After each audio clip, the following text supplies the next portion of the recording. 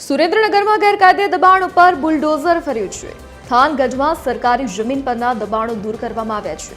સૂર્યા ચોક ખાતે દબાણ હટાવવાની કામગીરી કરવામાં આવી. 595 કરોડની 2976 એકરની જમીન પર દબાણ દૂર કરવામાં આવ્યું. ટોળાને વિખેરવા માટે કાયદાકીય સત્તાનો ઉપયોગ કરવામાં આવ્યો. વર્ષોથી સરકારી જમીન પર ગેરકાયદેસર કબજો કરવામાં આવ્યો હતો. ચોટીલાના ડેપ્યુટી કલેક્ટર, થાનગઢ મામલતદાર દ્વારા સંયુક્ત કામગીરી હાથ ધરવામાં આવી. સંવાદદાતા રાજેશ બહુરાશી ઓનલાઈન પર જોડાઈ ગયા છે. જી રાજેશ, ગેરકાયદેસર દબાણો દૂર કરાયા છે, શું વિગત?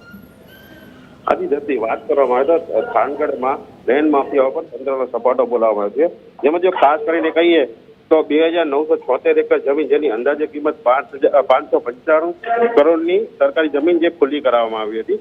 સરકારી જમીનો પર વર્ષોથી કબજો કરી બેઠેલા દબાણકારો અને ખનીજ માફિયાઓ વિરુદ્ધ વહીવટી તંત્રએ લાખ કરી હતી. જેમાં જો ખાસ કરીને કહીએ તો ચોટીલાના નાયબ કલેક્ટર અને થાન મામલતદારની સંયુક્ત ટીમ દ્વારા આ કામગીરી હાથ ધરવામાં આવી હતી. જી ધરતી. જી રાજેશ, વિગત બદલ આપનો આભાર.